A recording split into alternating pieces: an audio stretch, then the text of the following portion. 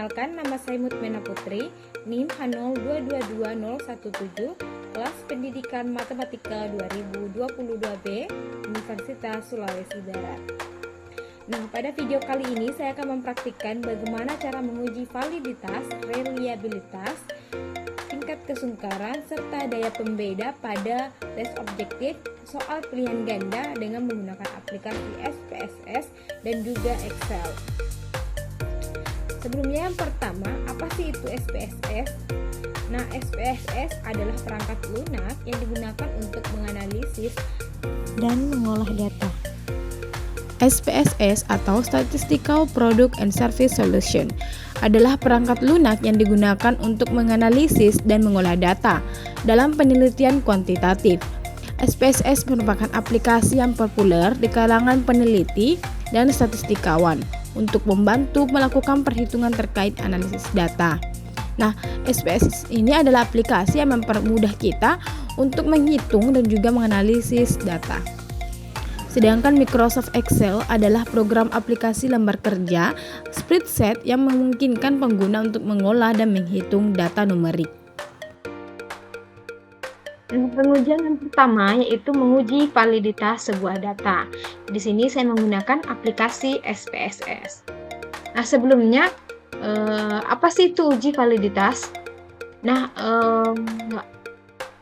data dikatakan valid jika instrumen penelitiannya dapat dipercaya kebenarannya dan tepat mengukur apa yang seharusnya diukur. Untuk menentukan validitas data, kita dapat melakukan uji statistik korelasi atau membandingkan metrik utama dengan tolak ukur industri. Nah, dalam uji validitas ini ada dua nilai signifikan. Apabila nilai signifikannya itu lebih kecil dari 0,05, artinya ia menunjukkan bahwa item pernyataan tersebut valid. Dan apabila nilai signifikannya itu lebih dari 0,05, maka item pertanyaan tersebut itu tidak valid. Nah, langsung saja kita masuk kepada langkah-langkah dari pengujian validitas ini. Nah, yang pertama itu saya sudah memiliki data di sini, di mana data ini terdiri dari 20 koresponden dan ada 10 soal pilihan ganda. Teman-teman bisa lihat, datanya saya masukkan di aplikasi Excel karena untuk mempermudah nantinya untuk disalin di aplikasi SPSS. Langsung saja saya masuk di aplikasi SPSS, kemudian saya masuk di variable view. Di kolom name ini saya rubah namanya menjadi soal 1 hingga skor total.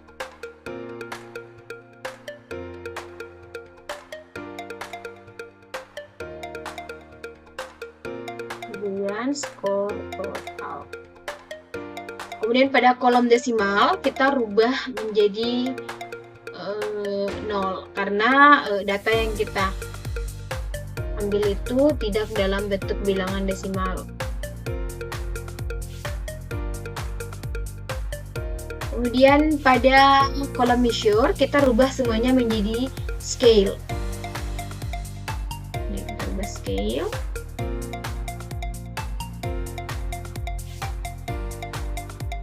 Setelah itu kita masuk di data view, nanti tampilannya akan seperti ini.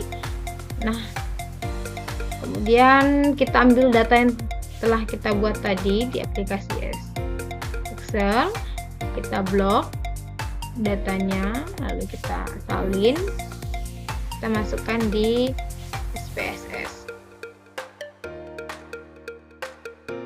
Nanti akan muncul seperti ini. Selanjutnya yaitu langkah-langkah pengujiannya. Yang pertama kita masuk di menu Analyze, kemudian kita pilih Correlate, lalu kita masuk di Bivariate.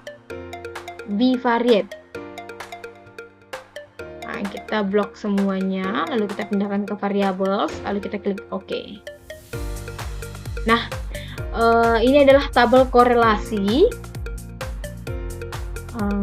Teman-teman bisa lihat pada skor total ada beberapa yang memiliki bintang. Di antaranya ada berbintang 1, ada berbintang 2, kemudian ada juga yang tidak berbintang sama sekali. Apa sih maksud dari bintang-bintang itu? Nah, yang pertama, Jika dia berbintang 1, itu artinya nilai signifikannya itu lebih kecil daripada 0,05.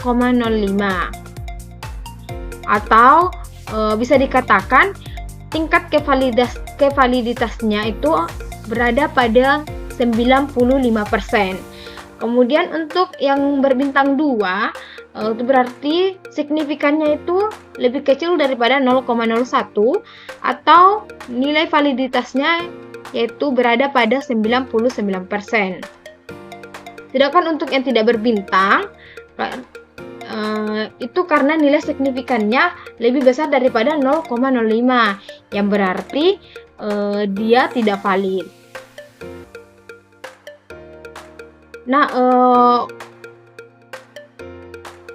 untuk menguji reliabilitas biasanya itu hanya langsung menggunakan soal yang valid saja, sedangkan soal yang tidak valid itu tidak digunakan untuk menguji reliabilitas sebuah data.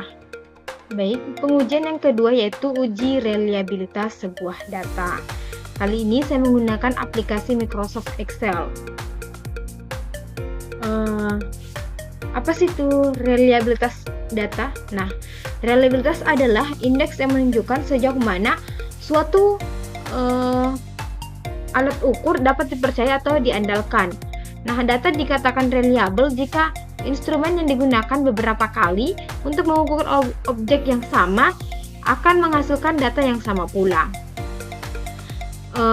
Adapun 3 kategori reliabilitas yang berdasarkan nilai Cronbach alpha adalah: yang pertama, jika Cronbach alpha-nya itu berkisar antara 0,7 hingga 0,9, maka data tersebut memiliki reliabilitas tinggi.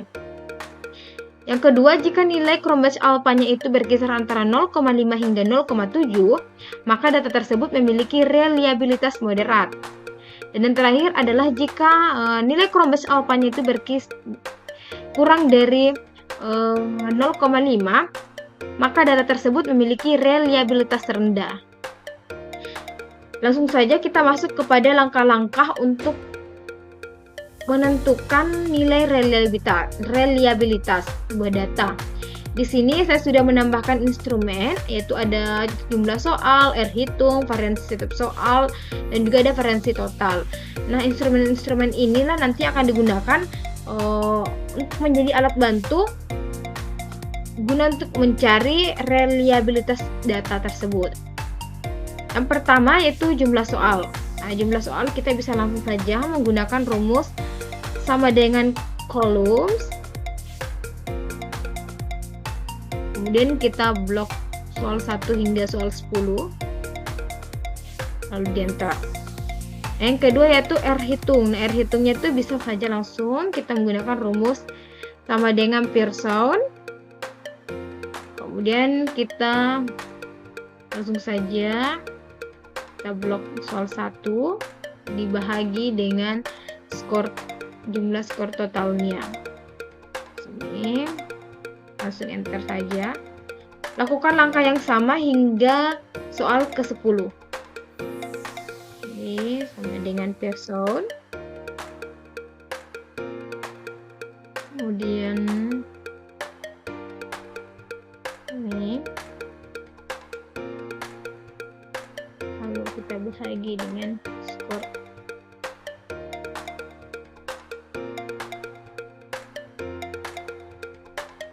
Kemudian yang terakhir sama dengan Pearson.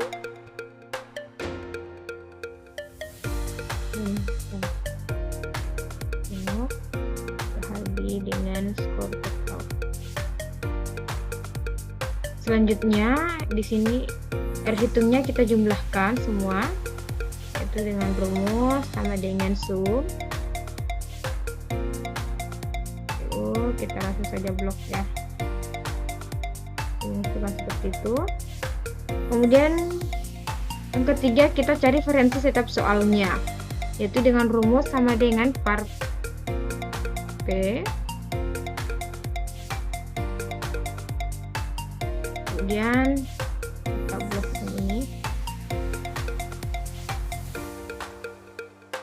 bisa langsung digeser ya teman-teman ya. Jadi bisa langsung digeser ke kanan. Nah, kemudian untuk yang ini sama dengan yang hitung, yaitu jumlah dari semua variasi setiap soal. Itu rumusnya sama dengan sum. Lalu kita langsung saja enter. Oke, untuk variasi totalnya itu sama dengan var P,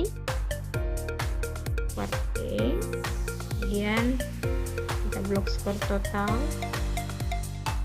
Oke. Nah, setelah itu kita cari nilai Cronbach alpha-nya, yaitu dengan rumus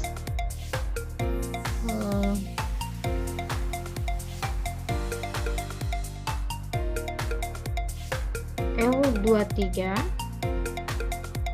dibagi dalam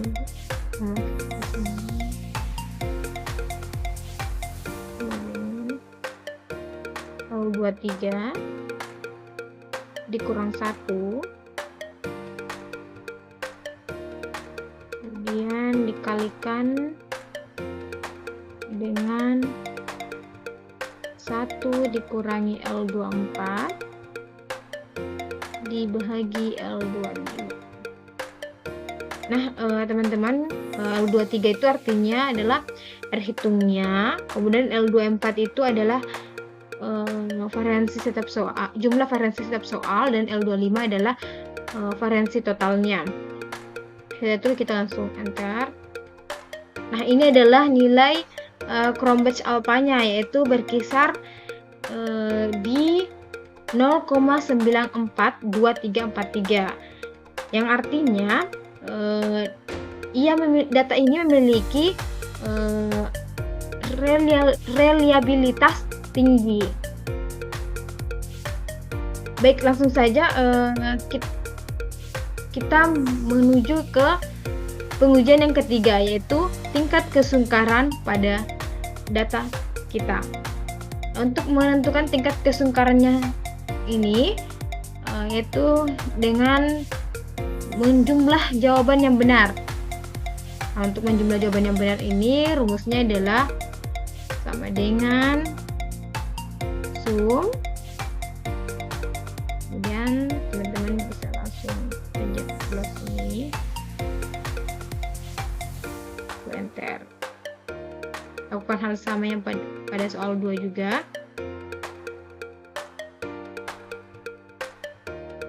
Itu sama dengan sum, kemudian hingga soal ke-10.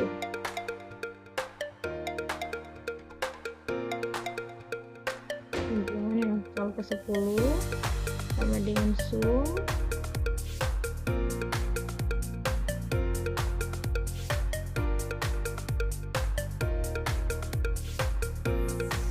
kemudian yang ini juga kita gunakan sum.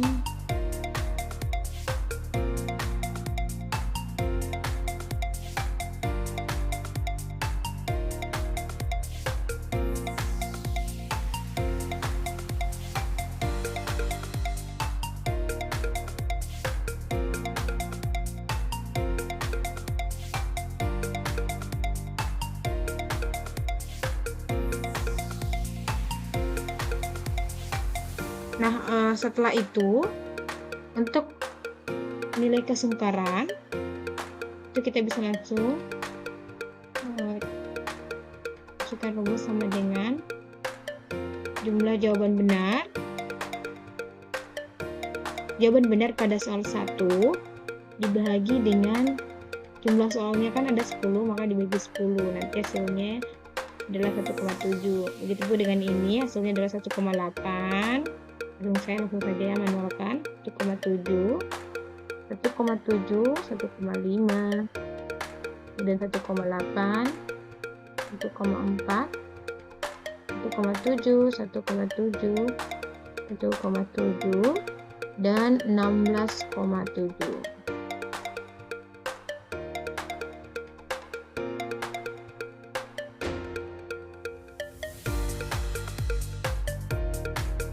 Nah, ini adalah nilai untuk tingkat kesungkarannya. Nah, untuk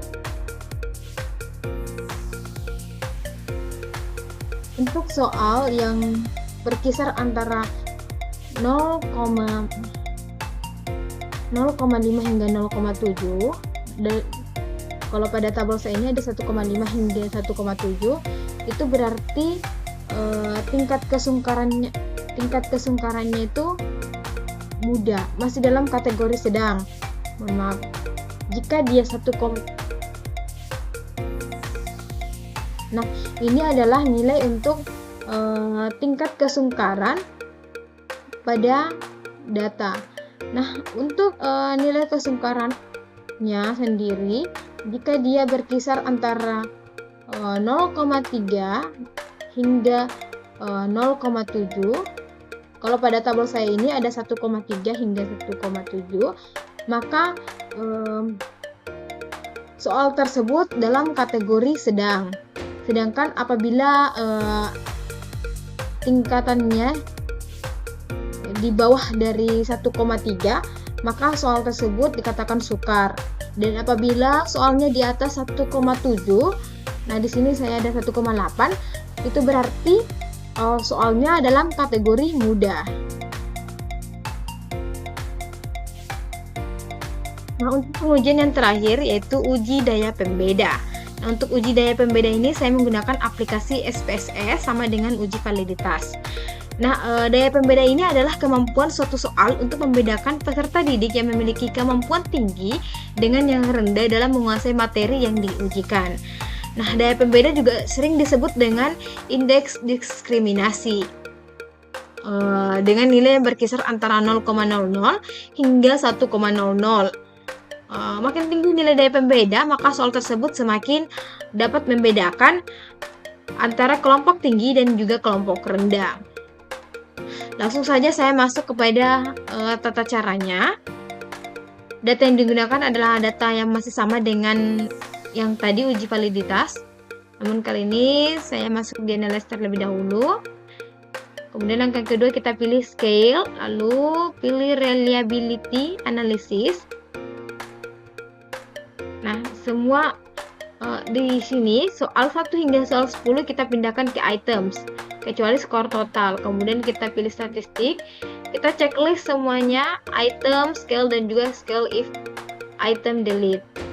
Kemudian continue, lalu kita klik OK. Nanti akan muncul seperti ini. Nah, perhatikan item total statistik di sini. Adapun keterangan untuk daya pembedanya adalah apabila dia bernilai 0,00 hingga 0,19, maka soal tersebut ditolak. Dan yang kedua, apabila dia berkisar antara 0,20 hingga 0,29, maka soal tersebut harus diperbaiki. Sedangkan apabila dia berkisar antara 0,30 hingga 0,39, maka soalnya diterima dan diharapkan untuk diperbaiki. Sedangkan untuk soal berkisar antara 0,40 hingga 1,00, berarti soal tersebut dalam kategori baik. Nah, untuk di sini rata-rata soal yang saya berikan itu ternyata masuk dalam kategori soal baik. Hanya ada beberapa seperti ini, yang soal ke-7 itu dalam kategori soal yang harus diperbaiki. Nah, itulah tadi tata cara penggunaan aplikasi SPSS maupun Microsoft Excel dalam menganalisis data statistik untuk penelitian kuantitatif. Nah, tadi tutorial menggunakan aplikasi SPSS dan juga Microsoft Excel untuk menguji validitas, reliabilitas, tingkat kesungkaran, serta daya pembeda pada data statistik untuk penelitian kuantitatif. Semoga bermanfaat bagi kita semua, dan jangan lupa untuk like, share, komen, dan subscribe YouTube ini untuk mendapatkan notifikasi terkait video-video menarik lainnya. Saya Mutmainah Putri, pamit undur diri. Wassalamualaikum warahmatullahi wabarakatuh.